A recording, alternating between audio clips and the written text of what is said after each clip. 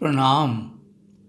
আজ যে বিষয় নিয়ে আলোচনা করব তা হলো নো অফসেট, অনলি মাইন্ডসেট। ইদানিং দেখা যাচ্ছে প্রায় প্রতিটি মানুষ অল্পতেই অস্থির হয়ে পড়ছেন। একটু পরিশ্রম করলেই দম নিতে কষ্ট হয়, একটু সমস্যা দেখা দিলে বা পরিস্থিতি নিজের অনুকূলে না থাকলে এতটাই ঘাবড়ে যান যে হার্টবিট, ব্লাড প্রেশার ইত্যাদি বেড়ে যায় ও ঘন ঘন বাথরুমে যেতে হয়। একটু অসুস্থতা বোধ হলে ভীষণ আপসেট হয়ে যান, ভাবেন কোনো কঠিন ব্যাধি হয়েছে। তারপর হয় নানা চিকিৎসা পদ্ধতির সাহায্য নেন, না হয় ভয়ে চিকিৎসকের কাছে যেতে চান না।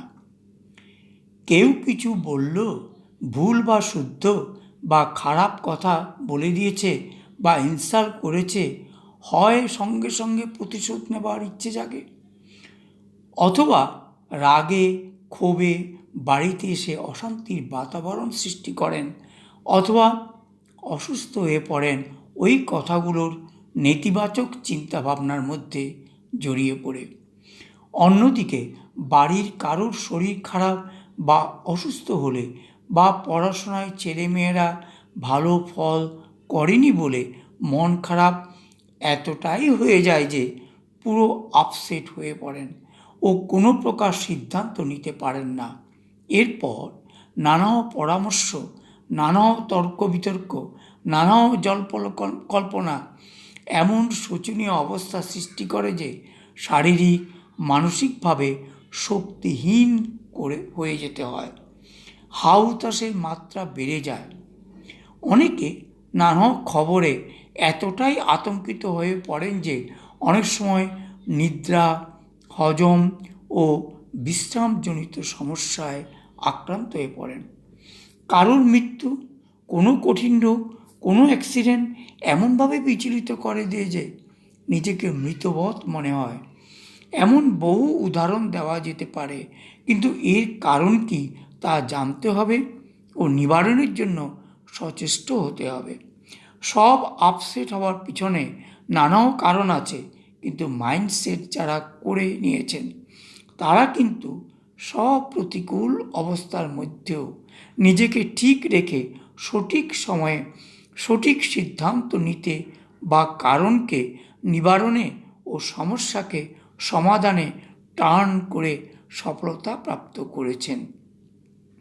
এই প্রসঙ্গে একটি কাহিনী মনে পড়ছে।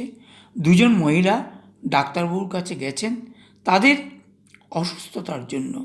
নানা পরীক্ষার পর দুজনেরই হার্টের সার্জারি করার সিদ্ধান্ত নেন এবং তা জানিয়েও দেন।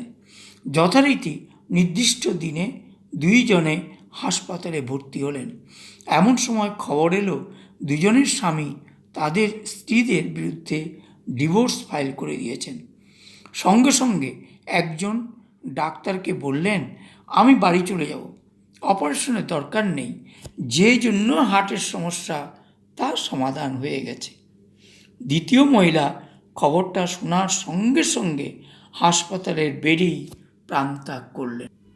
দেখা গেছে শারীরিক সমস্যা একই, চিকিৎসা একই, ব্যবস্থাদি একই, বয়স প্রায় একই, শারীরিক দিক থেকে ব্যালেন্স, কিন্তু একজন চিকিৎসায় সেরে উঠছেন, অন্যজন তেমন রেসপন্স করছেন না।